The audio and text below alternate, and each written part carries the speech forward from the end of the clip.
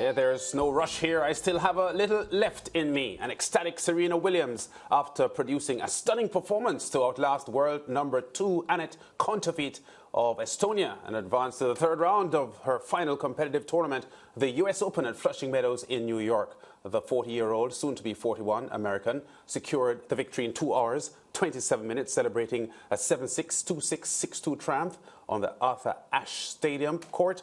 That story now from Ricardo Chambers. Standing O.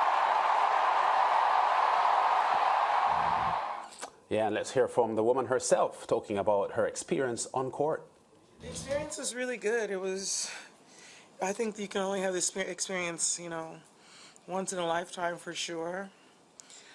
I'm playing pretty good. I feel like I said on the court, I've been practicing really well, but it hasn't been coming together in matches.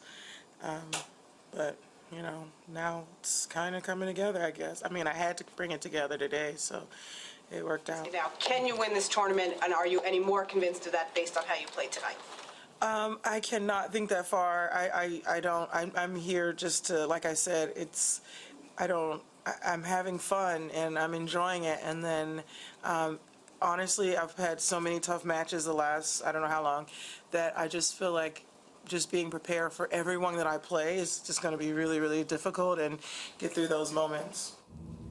Serena Williams there. Let's welcome Chris Taylor to discuss the performance on Wednesday night at Flushing Meadows. Chris, welcome to the SportsMax Zone. Great to have you on.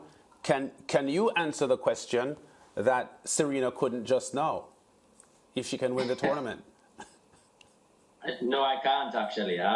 Great to be on as usual. Greetings to all the guys as well, George and Mariah. Yeah, tough for Serena. She's been in this position before, trying to get that elusive 24th and just can't get there, even though she's come into tournaments previously as the favorite. Hard to call. 7 matches is quite a few to go through. She's only won 2. That's my major concern for Serena going into, as the tournament continues. How will her body hold up over the duration of 7 matches if she gets there? But an impressive performance today. She looked stronger and more consistent than she did in the first match, even though it was a harder victory against probably a better opponent right now. But yeah, it's a struggle for Serena. There are certain things that will need to come together a bit more if she's going to make it deep into the tournament. Yeah, we were going to talk a little bit more about Serena herself, but I just want to push this narrative a little bit more about the opposition facing her and the hurdles toward a possible US Open win. She has had so many before, no reason to think that it's impossible for her to get another one. But for a couple of years now, Chris, the women's tour has been a bit of a lottery. The WTA's event, you don't know who's going to win. A few months ago, Iga Swiatek appeared as if she was on course to, solidifying herself as the world's best, but then she had issues at Wimbledon and got knocked out pretty quickly. In the landscape of the WTA tour at the moment, do you feel it is strong enough to withstand a resurgent Serena Williams, if it is that we are seeing a resurgent Serena Williams? The fact that Serena can win these matches just shows, as you said, the inconsistency of the women's tour. Kontaveit is a number 2. Some may question how did she even get there in the first place, because she's never been able to deliver on the big stage. She never made it past the quarterfinal, has only been to 1, I think it is. So how does she arrive at number 2? Because she's won so many of the minor tournaments, 4 out of 6 in the last year. So, as you said, the WTA very inconsistent, and that works in Serena's favor. My thing is, 7 matches is a lot of games, as I say, at a Grand Slam. And yes, she's done it 23 times before. But at 40 years of age, that does take a toll. I think one of the things that worked in Serena's favor was the matches she played coming into the practice matches, which made her fine-tune her skills a little bit more, get her a little bit more match-ready. And she played some of these practice games against some of the best in the world. So I think that worked in her favor coming in. But yeah, with the ability that Serena has, the power that she has, her serve, which is far superior to most others in the draw, that in itself makes her very dangerous. But even though it's a lottery, Lance, I don't think you can count out the fact that there are quite a few players in there that could beat Serena just because lack of play, her age, and the fact that these things are catching up on her. Yeah, and as we're talking about Serena, talking about the fact that, she has had a positive tournament so far, you get the sense, Chris, that she's enjoying what she's doing. She's very aware that, this might be the last time that she plays. And I say might because she hasn't said it outright. And she seems to be playing extremely free and enjoying it and, reaping the benefits. Just to stress on the point that, when she appears to be pressured, you don't get the best of her. I think she's been enjoying it for a while, though, Mariah. I agree that when she just came back in terms of the pressure on her and so on, but I think she's found ways as the time has gone on to enjoy it a lot more, and I think she's been enjoying it a bit more. But I do think, as I said, coming into this tournament, she's better prepared than maybe the last couple tournaments that would have seen in the summer. I just think in terms of playing those practice matches, getting court time, match play against top players. That's very important in terms of your mobility on the court. And as you watch Serena in that second round game, as the third set went on, just in terms of how she was moving around the court, much improved. Her fitness has improved. Her match awareness is a bit better. I still think, though, that in terms of her serve, giving up too many break points, she had, some 6 double faults. I think even if you look at second serve points won, it's a bit too low at 40%. Those are the things that she will need to improve as she goes up against tough opposition. When you look at the draw, the likes of Jabeur, the world number 5, she's in a possible quarterfinal matchup. If she gets even further, there could be Coco Gauff as well in the semifinals, which, as I said, mouth-watering contest, but contest that I think will be tougher than counterfeit. And I mean, Tomljanović as well, yeah, probably not the most consistent at the moment. I think she's a bit of a slow starter, which might work in Serena's favor. But she's a hard-hitting, big-serving opponent as well and can be counted out. So these are the things that Serena will need to look at going deeper into the tournament. All right, let's take a look now at the graphic with the numbers, a closer look at that.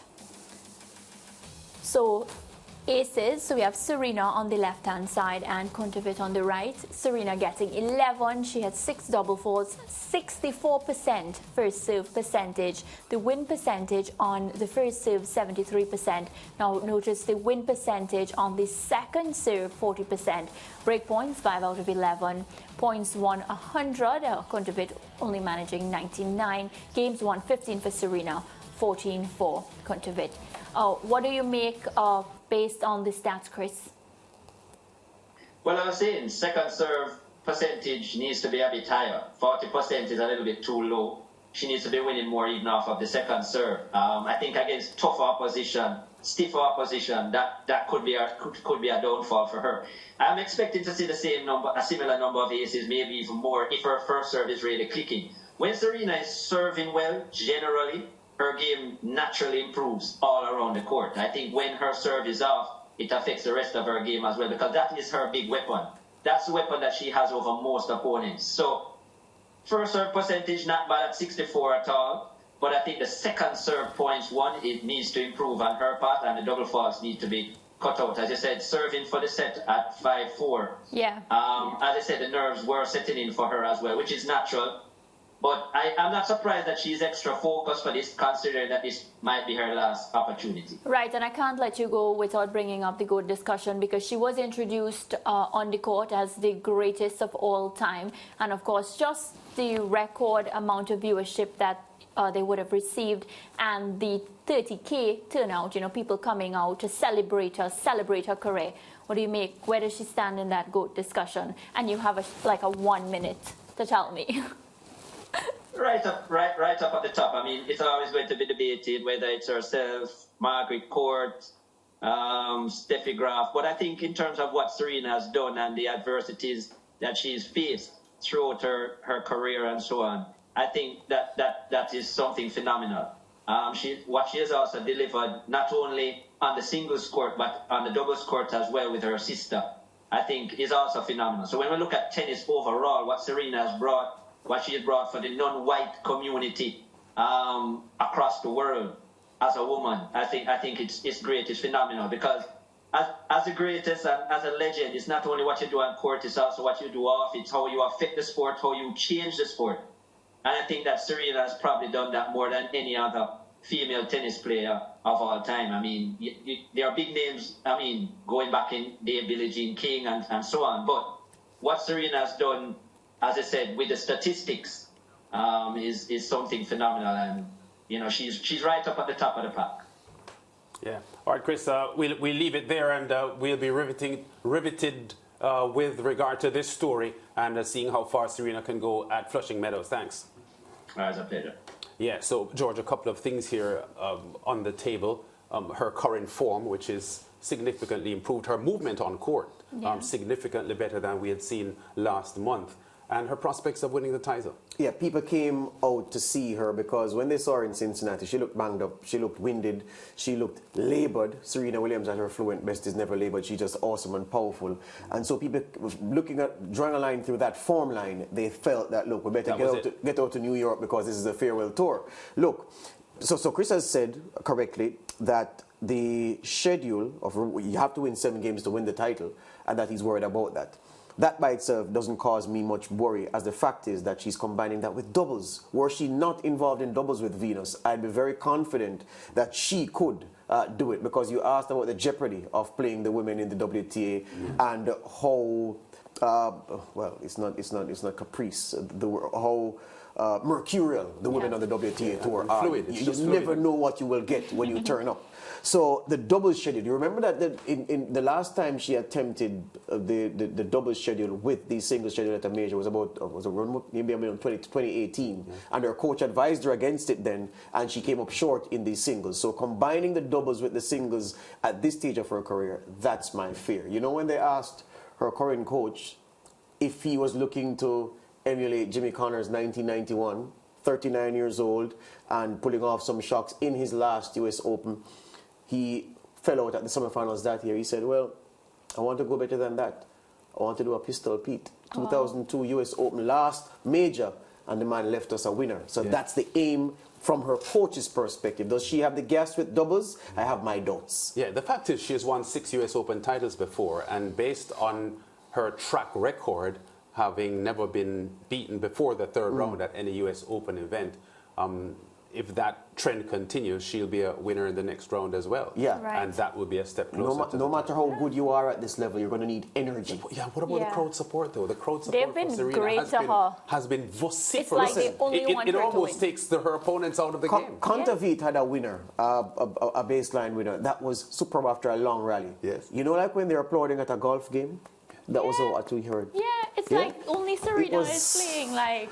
Tomljanović said, I think she was on court 7. Yes. She says when she heard the roars and she knew the roars were for Serena, she said she was playing on court 7. She felt intimidated, away from center court. Yes. That shows you the kind of mindset that she's in going into that clash with Serena. Yeah, so Ajla Tomljanović will be Serena Williams' next opponent in the third round. We'll see how that goes based on Serena's form improved significantly since the start of the year, since we've seen her. And people are beginning to think, stroke hope. I think it's hope, lads. At this stage, round 2, I think it's hope. Hope. Yeah. Not so much of an expectation. No. Okay, well, we'll see what happens. We have a break time coming up now. We'll be back with more on The Zone after this. Yeah.